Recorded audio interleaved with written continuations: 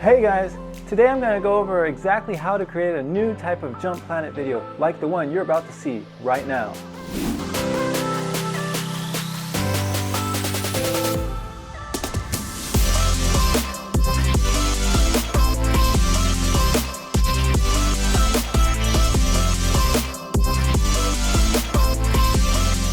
Whoa! Hey guys, welcome back to the channel. In this video I'm going to talk about exactly how I got this Insta360 1R to produce the video that you just saw, as well as why and how it came to be.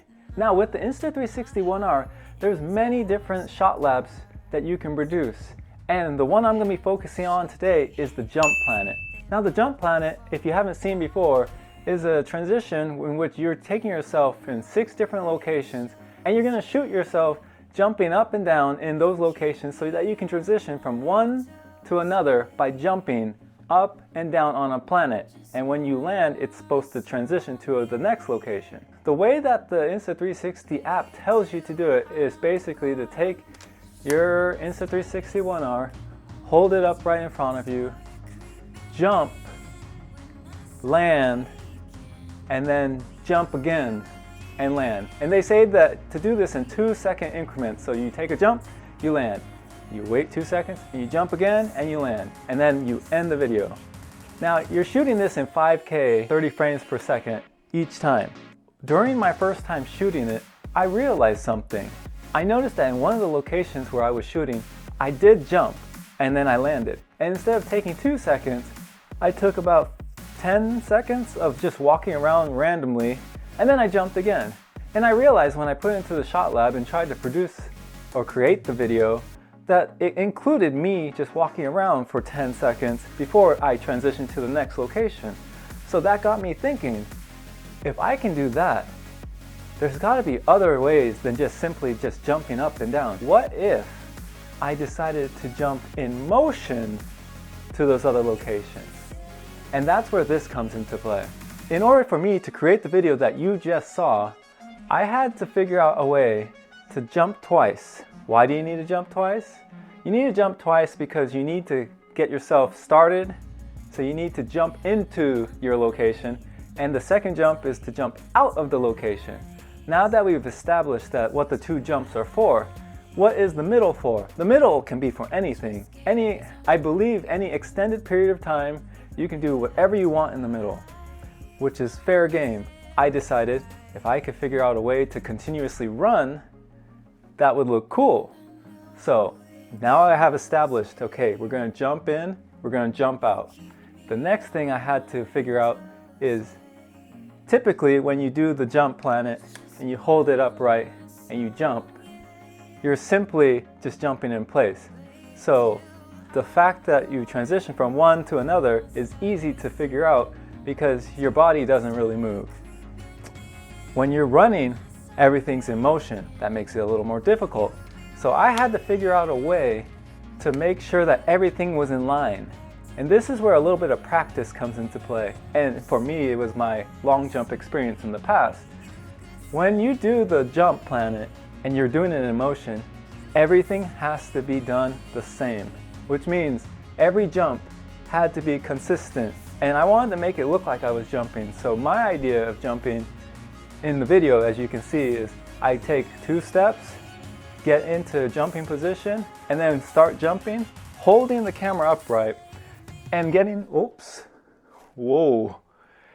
my left arm up into the air to give myself some momentum, as well as make it look like I'm moving forward and jumping. That's sort of a long jump technique, but I wanted to use it here because if I can consistently do this motion 6 times in different locations, the transition should be much easier and cleaner. So my idea was, okay, you gotta jump, do whatever you want in the middle, jump again, and land. That's what I did in 6 different locations. The consistency of the arm, if I didn't have the arm, I feel like it would look a little strange. So to add that in makes it look like you're actually going into the next location. Now finally, really most important thing, and I sort of messed it up, so I had to edit it in post, is when you're holding the camera, it's a 360 camera, but there is a front side and a back side essentially.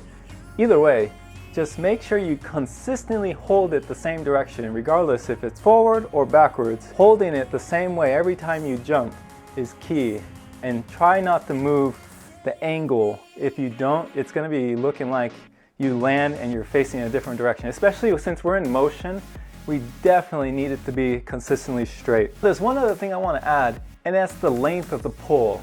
Now, typically in the video of Insta360 tells you to stretch it out full length, which is 5 rings, I believe. Whoops. Oh, which is like this long.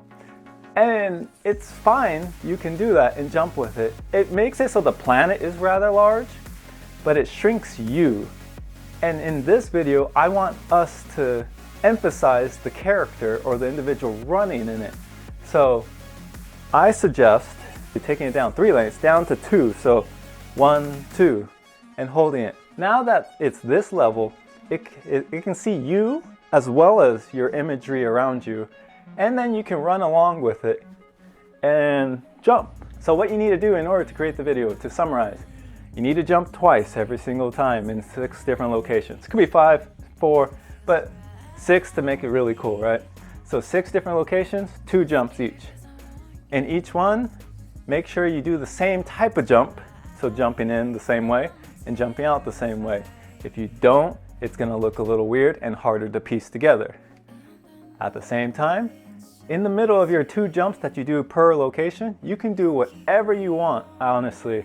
And the more you do in the middle, the cooler it gets. Just make sure when you're in the middle to keep this consistently straight and forward. That leads us to step 3. Do not move the camera and keep it same in every location. So if your screen is facing you, keep it facing you for all 6 locations. And the final step is to make sure that you only have it on 2 lengths so that you can really focus on the individual, yourself, jumping around and not necessarily the whole background of the planet. I mean, to each their own, but I think if you're gonna make a jumping video in which you're jumping into items, it'd be really cool to actually have the individual who's jumping be in focus. So those are my 4 tips in order to create a video like the one you saw last week. If you like this video or these type of videos, like, subscribe, and comment down below what you want to see next. If you enjoyed this, leave a like, and I will see you guys in the next one. Enjoy, and I will try to create more of these type of videos in the future. Peace out.